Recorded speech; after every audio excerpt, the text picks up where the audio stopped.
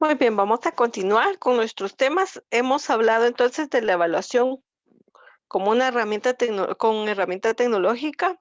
Hemos hablado, ¿verdad?, de la evaluación como una práctica cultural y ahora vamos a abordar la evaluación como una práctica social política, de la cual nosotros, nuestro documento nos va a hablar acerca de cómo la evaluación está inmersa en el aspecto social y en un aspecto político.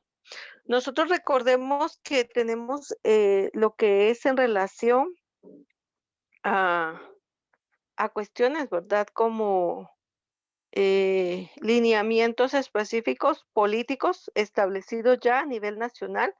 Y en este caso nos debemos a un Ministerio de Educación, a otras entidades como CEGEPLAN, Digeduca, etcétera, ¿verdad? Todas aquellas instituciones que vienen a solventar la situación educativa. Desde ese aspecto nosotros no podemos salirnos o liberarnos porque son ya pautas establecidas a nivel nacional, es decir, son directrices que vamos a tener establecidas y que vamos a cumplir. Cuando nosotros hablamos en el aspecto social, vamos a tener en cuenta aquellos aspectos que en su momento, ¿verdad?, la sociedad ha establecido. Nosotros claramente les decía la vez anterior que antes era muy evidente el escuchar la represión en los estudiantes. Entonces, ya el estudiante, ¿verdad?, se veía muy oprimido para una evaluación y todavía ustedes en algún adulto pueden observarlo. Y yo siempre les comparto, ¿verdad?, la situación que puede ser observada en las personas que van a ser sometidas a una evaluación privada. Después de haber culminado un proceso de trabajo, de estudios en la universidad, son sometidos, ¿verdad?, a una evaluación privada. Y entonces tienen mucho temor ni han, pensado a someterse a la evaluación y ya están con ese temor, porque siempre han visto la evaluación como una represión. Esos aspectos son sociales, todo mundo ha influido en eso, siempre le decían a las personas o les dicen, ¿verdad? O sea, tienes que estudiar, repasar para que el examen te vaya bien. Pero no se trata de eso. Hoy en día nosotros tenemos que conformar que la evaluación es un instrumento de verificación, si bien es cierto, pero ¿qué voy a verificar? O sea, yo no voy a verificar un proceso memorístico establecido, sino voy a evaluar aquellas características, cualidades, habilidades, destrezas, aquellos aspectos cognitivos y afectivos o psicomotriz que el estudiante ha desarrollado por sí mismo y quién los va a poseer, o sea, los posee la misma persona, ¿verdad? Si bien es cierto, en clases presenciales nosotros tomamos apuntes, tenemos libros de texto, libros guías, folletos, etcétera, los hemos leído y asimilado, es decir, los hemos comprendido. No simplemente vamos otra vez a memorizar todos esos libros, todos esos folletos, y por eso es de que aquí viene ese aspecto, ¿verdad? Que siempre hemos visto la evaluación como algo represivo, como alguna situación en donde nosotros podemos observar, ¿verdad? Que la evaluación se ha visto como un elemento, un instrumento, ¿verdad? Negativo. Acá entonces dice, en este punto revisaremos la historia de la evaluación, por qué se establece su genealogía, permite analizar cómo particularmente el uso de los exámenes ha construido a través del tiempo una práctica sociopolítica. Muy bien, eso ya lo dijimos, ¿verdad? Que específicamente tenemos lineamientos establecidos a nivel nacional de los cuales nos vamos a guiar. La historia de la evaluación amplía nuestra comprensión de su empleo como tal. Entonces acá viene, ¿verdad? Antes se concebía como un mecanismo de poder para quién, para el estudiante, para la persona que iba a aplicarla, y que entonces tenemos el sometimiento, ¿verdad? Nuestros estudiantes de los que van a ser evaluados. Entonces, ahí hay que erradicar con esta situación, ¿verdad? Ya no vamos a verlo como un instrumento de poder, sino lo vamos a ver como un instrumento, ¿verdad? En donde vamos nosotros a constatar hasta dónde ha desarrollado su conocimiento el estudiante y vuelvo a repetir, su conocimiento, no necesariamente, ¿verdad? Hasta donde yo como docente he transmitido información, que es totalmente distinta. Acá entonces dice, para seleccionar y clasificar a los individuos según sus méritos, esta función de evaluación sigue vigente, aun cuando el papel de la evaluación se ha ampliado y se ha diversificado y a partir de los cambios que la sociedad ha sufrido. Hoy en día, por ejemplo, creo que en una ocasión, ¿verdad? Les conté también la situación de la tecnología, en donde las personas que nos, o sea, la generación que no tuvimos acceso a la tecnología, como que le tenemos un poquito de temor, ¿verdad? Es que si apacho algo que no es, o si, peor si no voy a poder utilizarlo, como todavía pasan algunos estudiantes. La vez pasada les decía yo a los estudiantes, seguro que saben manejar Zoom. A ver, vea las herramientas que usted tiene, utilícelas, marque, raye, borre, abra ahí un círculo, seleccione. ¿Por qué situación? Porque si él sabe cómo funciona, no va a tener miedo. El día de ayer una persona me rayó, ¿verdad? Mi pantalla y hagan de cuenta que hizo esto, ¿verdad? Con relación al lápiz y le digo yo, a ver, fulanito, por favor, bórreme lo que acaba de hacer. Y pum, se salió. Entonces le digo yo, no, así como lo desarrolló, o sea, no sé si lo hizo por curiosidad o por qué situación, solamente tiene que ir nuevamente y a las herramientas y usted va a encontrar un borrador o si le quiere llamar goma, ¿verdad? Y lo va a volver a regresar al estado natural en que estaba, pero sin temor. Pero si vamos otra vez a esa situación, ¿verdad? De impregnar miedo, una negación al estudiante o la misma negación que presente mi estudiante cuando vea que vamos a desarrollar una evaluación, definitivamente ahí estamos mal. Entonces ya no, nuestra sociedad ha sufrido ya cambios. Cambios que nosotros debemos destacar de forma positiva, cambios en donde yo le voy a decir al estudiante, vamos a utilizar la tecnología, vamos a evaluarnos, vamos a ir más allá, ¿verdad? Del conocimiento que les brindan en sus escuelas, en sus colegios, sus docentes, ¿verdad? Ustedes van y van a ir a investigar más allá. Entonces acá dice que las implicaciones curriculares también parecen claras. En este caso, nosotros, como nos estamos formando para docentes, claro que sí, sabemos cuáles son los objetivos marco y cuáles son los objetivos, ¿verdad?, que nosotros vamos a pretender con las guías curriculares, pero muchas veces mi estudiante lo desconoce. Entonces, yo no puedo dirigir una orquesta si no tengo la claridad, si mis músicos no tienen la claridad de lo que vamos a ejecutar. Entonces, desde ahí es donde comienza, ¿verdad?, a introducir esos cambios dentro de lo que nosotros vamos a concebir como evaluación, para erradicar aquellos pensamientos erróneos y obsoletos de ver a la evaluación de una forma distinta. Al principio dice, mediante la evaluación se descubre un nuevo conocimiento y eso es lo que nosotros buscamos como tal. Y aparte de que vamos a ver, digamos, o observar ese nuevo conocimiento, a valorarlo, estimarlo, en su momento hasta medirlo, también lo vamos a legitimar. ¿Por qué situación? Porque entonces yo a través de un test, de una prueba, voy a establecer que sí lo domina, que sí existe en el estudiante. Entonces, por eso es un proceso social, porque va establecido específicamente, ¿verdad?, a mi grupo, y sobre él es que yo estoy trabajando. Aquí nos dice entonces la historia de la evaluación rara vez ha sido estudiada sistemáticamente, es decir, un proceso detrás del otro. Nosotros simplemente a veces tomamos las tendencias de la educación y sobre él nosotros vamos viendo, ¿verdad? Cómo vamos a ir acomodando, acoplando todas las necesidades que tenemos. Ah, bueno, dice que hoy la tendencia educativa es holística. Ah, bueno, entonces vamos a ver, ¿verdad?, cómo está integrada la evaluación, pero no vimos antes de. ¿Cuál era la que estaba anterior a esta?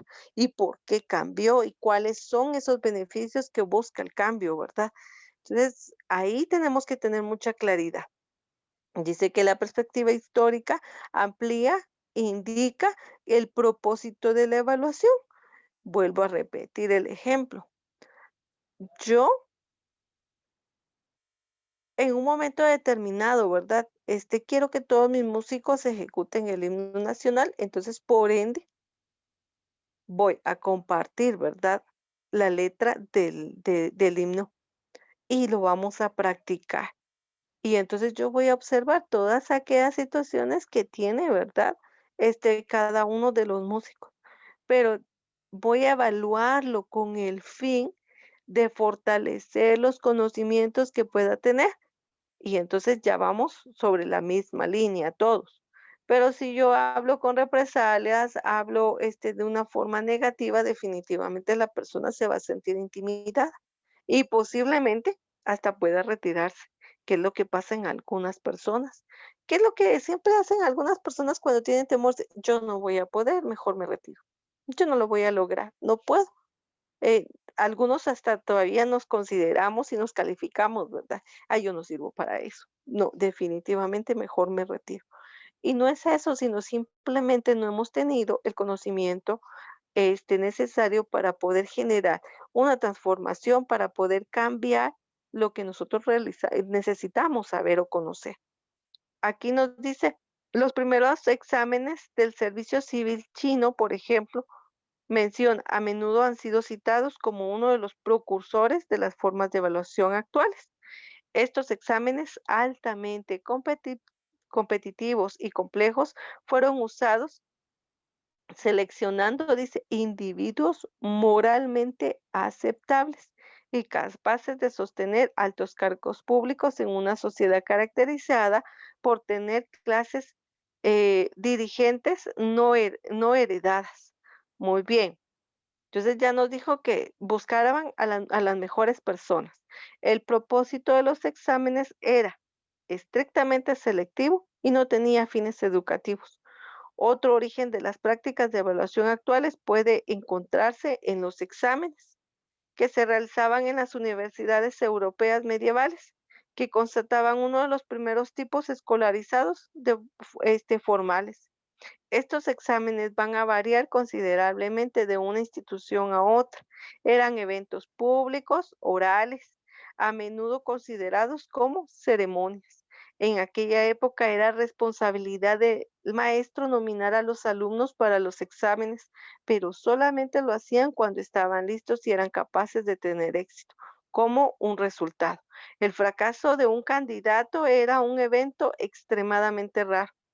Como el acceso a la universidad estaba determinado por el estatus social, los exámenes altamente selectivos eran innecesarios. Más bien los exámenes eran un reconocimiento público de los candidatos que podrían responder cuestiones y clases sobre los libros por escrito con los que se otorgaba licencia para enseñar. Estos exámenes entonces tuvieron un propósito didáctico, haciendo obvia la unión entre enseñanza y evaluación. Al mismo tiempo, las disputas, una forma de argumento donde los alumnos, usando la educación, defendían públicamente una tesis, establecían su validez, eran cotidianamente organizadas en las universidades como parte de los requerimientos de la ceremonia de graduación. La disputa también establecía su validez como parte de los requerimientos de esta ceremonia de graduación. En este caso, si nosotros estamos escuchando de lo que cuenta esta historia, entonces eran personas selectivas. Es decir, yo no iba a tomar en cuenta a todos mis estudiantes, sino solamente el que se considerara más inteligente o el que se considerara con la mayor capacidad de resolver la evaluación. Y aparte de ello, dice que era selectivo según el estatus social. Entonces ahí estamos diciendo, ¿verdad? Que solamente las personas que poseían la economía, ¿verdad? El recurso económico, el poder, podían ascender. Pero de ahí se está tomando ya el examen público que hoy en día se maneja en casi todas las universidades. El que usted defienda su tesis para establecer, ¿verdad?, que es una persona apta, preparada, idónea, que ya ha cumplido los requisitos académicos para obtener el título como tal. Entonces, de aquí nosotros podemos entender este aspecto social, cómo se ha intervenido, cómo ha sido. Ahora, si nosotros lo contextualizamos, recordemos, nosotros vivíamos en una civilización maya establecida. El territorio mesoamericano así lo dice. Era netamente, ¿verdad?, dentro de los orígenes mayas, hasta que vienen los españoles a invadir el territorio.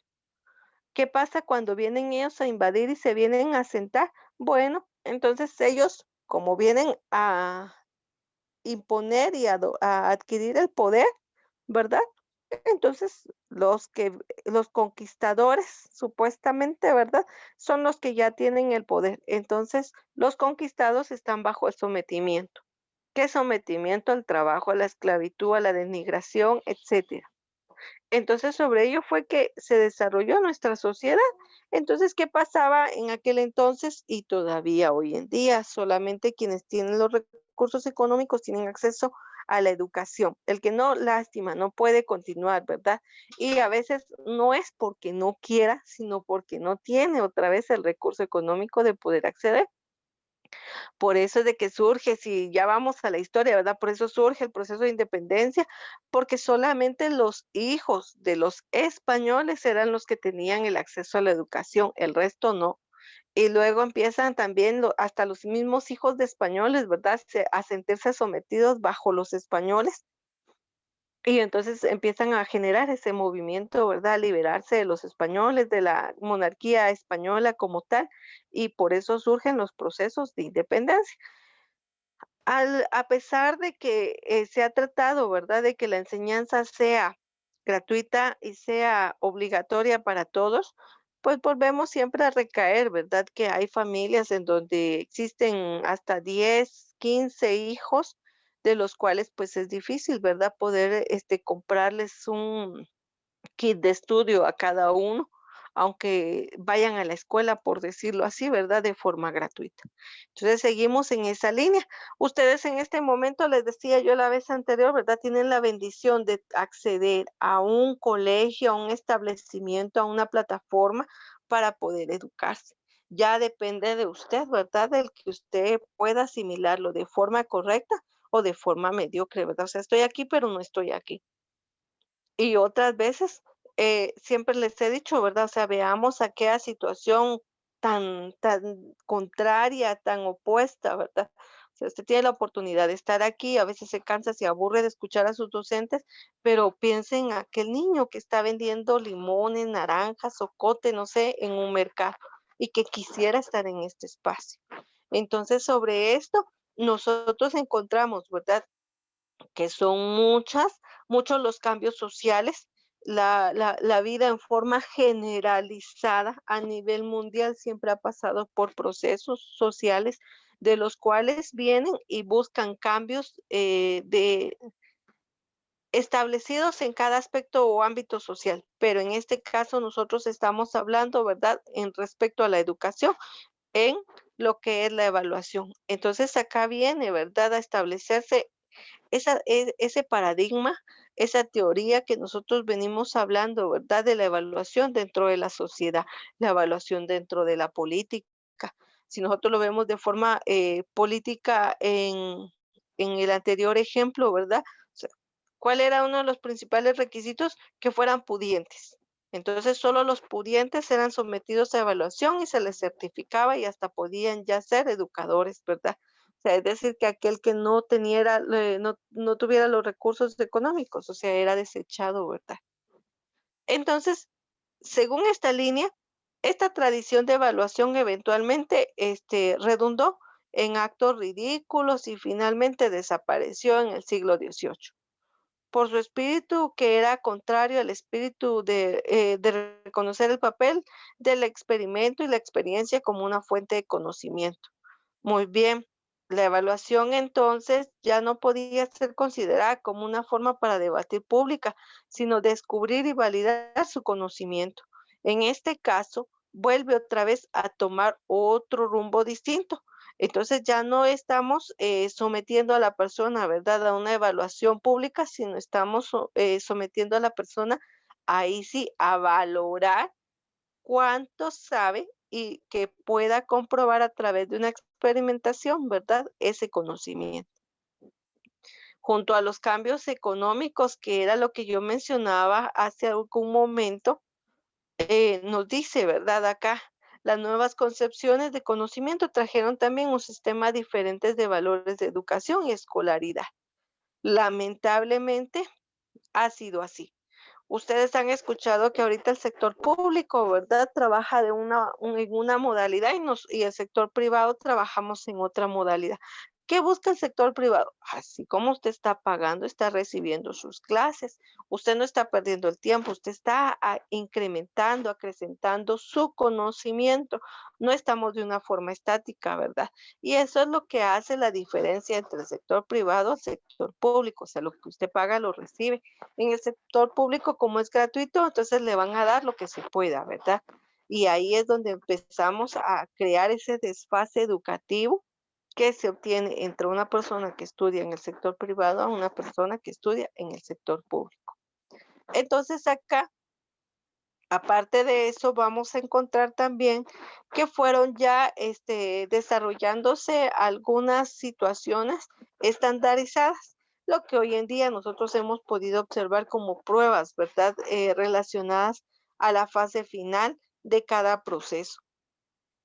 Usted sabe que los niños de sexto primaria, los jóvenes de tercero básico, los jóvenes de nivel medio de carrera final, pues son sometidos, ¿verdad?, a una evaluación diagnóstica para saber qué tanta preparación tuvo para que pueda salir a un campo laboral.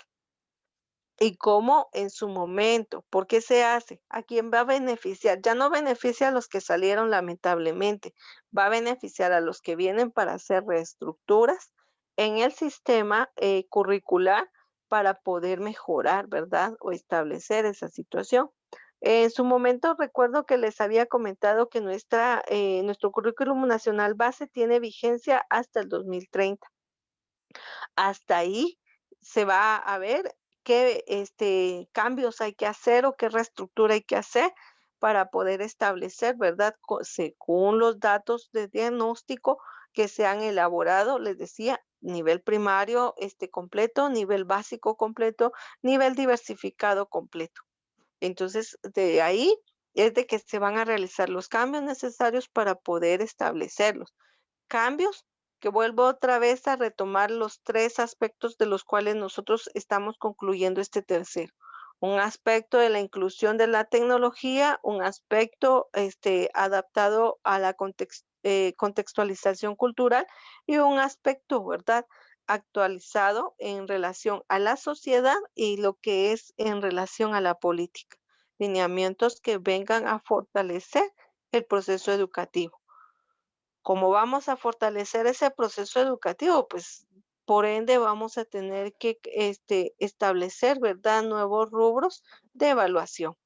Entonces, dentro de este clima o este sistema, es ahí donde nosotros vamos a tomar en cuenta a la evaluación, a saber cómo nosotros vamos a poder establecer estos lineamientos. No sé si alguien ha escuchado, ¿verdad?, que hoy en día hablan mucho de lo que son los sistemas, hablamos eso en las clases anteriores del ABP, ¿verdad? O sea, el aprendizaje basado en proyectos o el aprendizaje basado en problemas. ¿Qué es lo que busca? Ya ahí estamos introduciendo lo que es la neurociencia o la neuroeducación. Es decir, dijimos en su momento, ¿verdad? Que ya no nosotros vamos como tal a, tomar solamente en cuenta un aspecto, sino tenemos que enraizar y tenemos que enlazar todos aquellos temas que sean necesarios para resolver un posible problema. Y ese es un tipo de evaluación de la cual nosotros hoy en día estamos incluyendo. En este caso, entonces, vamos a seguir que la forma de la evaluación viene a forzar la inclusión social, viene a forzar el establecimiento, político dentro del proceso. mm, sería, ¿verdad? También en un momento determinado negarle, por decirlo así, la evaluación a alguien. Entonces ahí, ¿verdad? Nosotros también tenemos un respaldo como estudiantes de tener acceso a nuestras evaluaciones.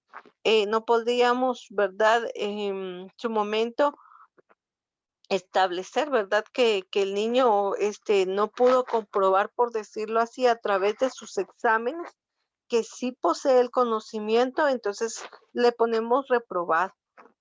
Por eso es que ustedes han escuchado que el sistema también evaluativo ha tenido algunos cambios, porque se recuerdan ustedes también que en su momento se presentó el proyecto que se llamó remedial, es decir, teníamos que compensar todo aquello que el estudiante no había podido desarrollar en otra forma.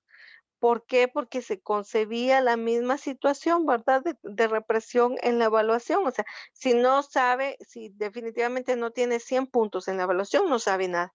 O sea, no comprendió, no aprendió, definitivamente no desarrolló ninguna habilidad. Y eso tuvo que cambiarse, porque pudo observar y constatar que el estudiante en su momento, ¿verdad? Puede desarrollar, puede crear, puede generar cosas distintas a ser sometido como tal a una evaluación. Entonces, los proyectos funcionan, las tareas funcionan, la participación funciona, pero cambiando la modalidad. Y por eso antes era a la inversa, ¿verdad? Usted tenía un 40% de trabajo y un 60%, ¿verdad? De evaluación. Y entonces se observó que el estudiante, o sea, la psicología inversa, ¿verdad? O sea, cuando uno está presionado y tanta situación, o sea, uno no rinde. Entonces se cambió al 60% de trabajo y a un 40%, ¿verdad? Sometido a una evaluación como tal. Y esto vuelvo a repetir. ¿Dónde surge? Surge desde los contextos sociales, surge desde la forma en que lo conciba la familia, los hermanos, los familiares, los tíos, los abuelos. Y luego cómo se desarrolle en ya en un establecimiento educativo y cómo usted lo perciba luego en la universidad. Porque entonces ya no vamos a ver, ¿verdad? Lo que yo les decía al inicio, ese privilegio establecido. Bueno, como usted sí tiene dinero, usted va a ganar, como usted no tiene, usted no gana. Sino tenemos que ir pensando, ¿verdad?, en la situación social que ya cambió y que nosotros tenemos que enseñarles a nuestros estudiantes, ¿verdad?, la semilla que ustedes comienzan a trabajar en que las evaluaciones son un aspecto más del proceso educativo en donde lo que busca es solamente conocer hasta dónde cada estudiante ha desarrollado su conocimiento. Y no es, vuelvo a repetir, que sea la réplica del libro, del cuaderno, del folleto que se ha trabajado, ¿verdad? Sino que ellos manifiesten esos conocimientos aplicados a una realidad. No me sirve de nada que alguien venga, ¿verdad? Y se memorice todo este párrafo para la evaluación. Qué pilas es, ¿verdad? Porque me respondió tal cual el folleto. Y entonces, cuando uno vuelve a preguntarle un tiempo después, ya no se acuerda porque solo fue memorizado para el instante. Entonces, ahí no estamos nosotros cumpliendo, ¿verdad? Con este aspecto, sino simplemente estamos haciendo que el estudiante reproduzca de forma memorística. Entonces, vamos a erradicar esa forma y de la misma manera, ¿verdad? A veces podamos, no sé, en su momento tal vez, ¿verdad?, hacer trampa, porque tenemos entonces el acceso de decir, ay, yo como no estudié, ¿verdad? Yo como no repase, ay, yo me voy a hacer un mi chivo, me voy a hacer una mi ayuda, ¿verdad? Mi material de ayuda.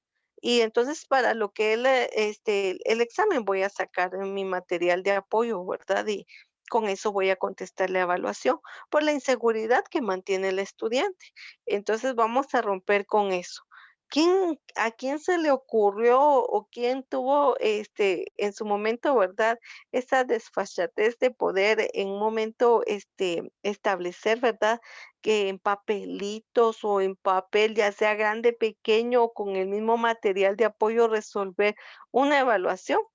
nuevamente, ¿verdad? La sociedad lo ha puesto, lo ha demostrado, lo ha dado a conocer.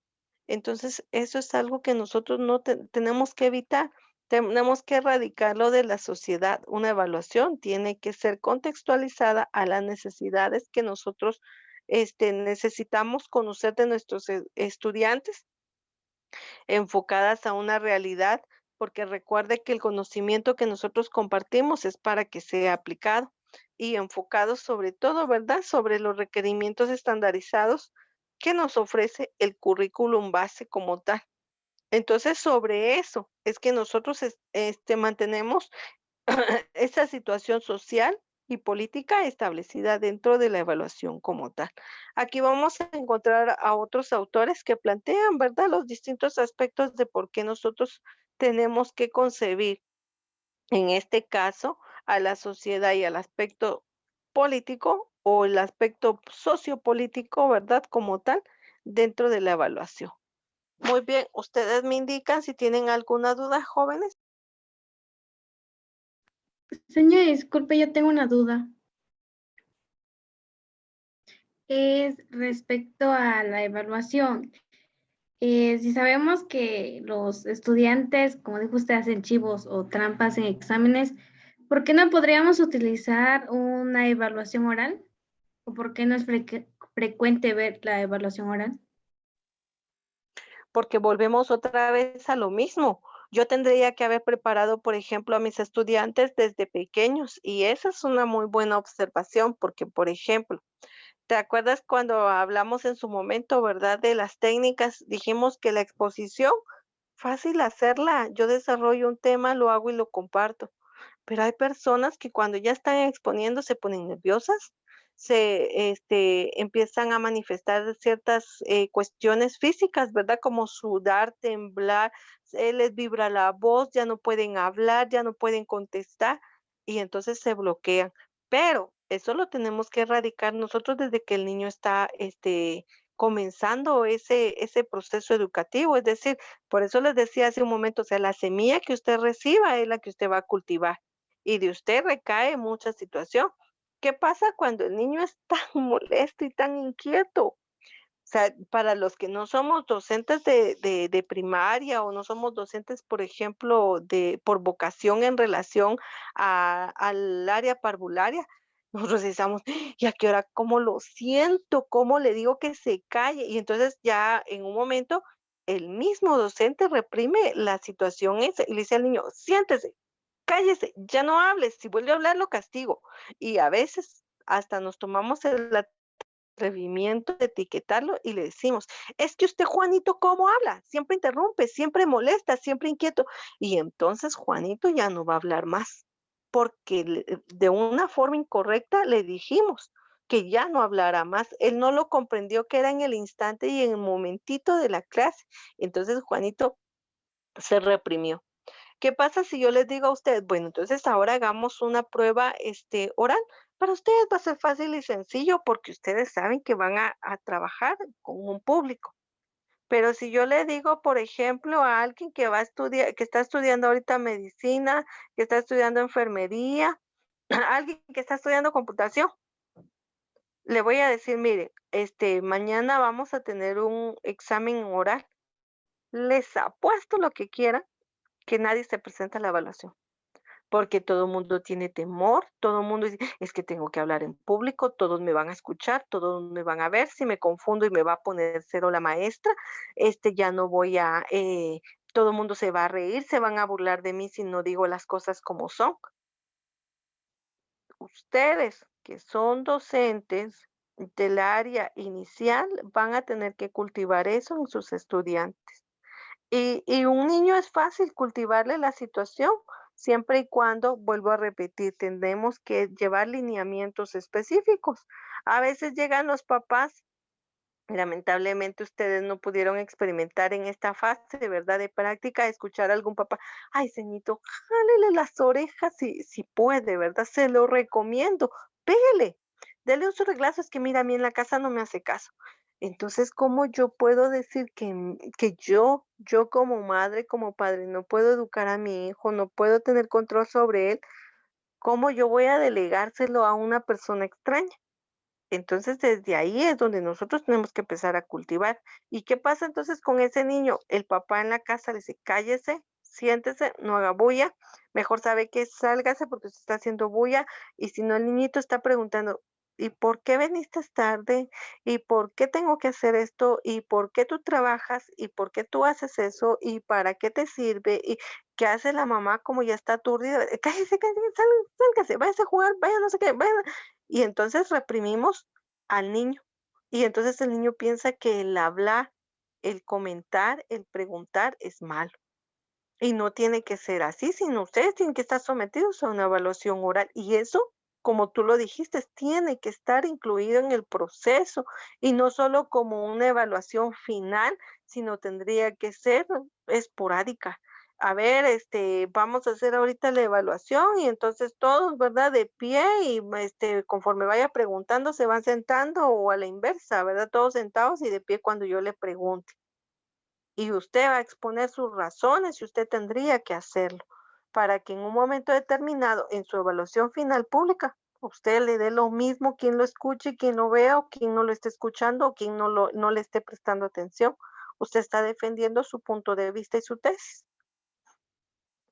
Entonces sí, yo considero que me parece tan oportuno, ¿verdad? Esta situación que tú manifiestas, tendría que estar involucrado. Y les decía, ustedes ya no tuvieron esa oportunidad, pero sí van a tener que hacerlo ya de forma real en su práctica laboral, ¿verdad? Usted incluya esos aspectos, incluya que su estudiante, ¿verdad? Exponga usted en una exposición, ¿verdad? Como ustedes son más ingeniosos con su propio material didáctico, ¿verdad? Bueno, vamos a ver las partes del cuerpo humano, aquí está el dibujito. Bueno, pase fulanito y venga a colocar las partes y díganos por qué las coloca. Estoy evaluando y ya él está pasando enfrente de todos. Y cuando se confundan, no seamos los primeros en reírnos, ¿verdad? Por más chistoso que parezca, porque eso es otra situación, ¿verdad? No tenemos que tener cara molesta porque se confundió, ni tampoco cara de que me estoy burlando, ¿verdad? Porque a veces me va a poner el hígado, ¿verdad? En el pie y todo el mundo, ja, ja, ja, ja, y yo soy la primera. No, no, no, no, porque entonces ahí es donde voy a reprimir un sentimiento del estudiante. Entonces, todo eso es parte, de la neurociencia que hoy en día se está entablando, ¿verdad? Y yo supongo que ustedes también llevan la parte o llevaron lo que es el curso de psicobiología, que ahí también tuvieron que, observar cómo el comportamiento del ser humano hay que estimularlo. Y nosotros, en base ya al proceso formal, tenemos que estimular este aspecto que tú mencionas como tal. Muy bien, ya me estoy robando los números, el tiempo, mis hijos pueden pasar a su siguiente clase y continuamos en la próxima, por favor. Gracias, señor. Feliz día.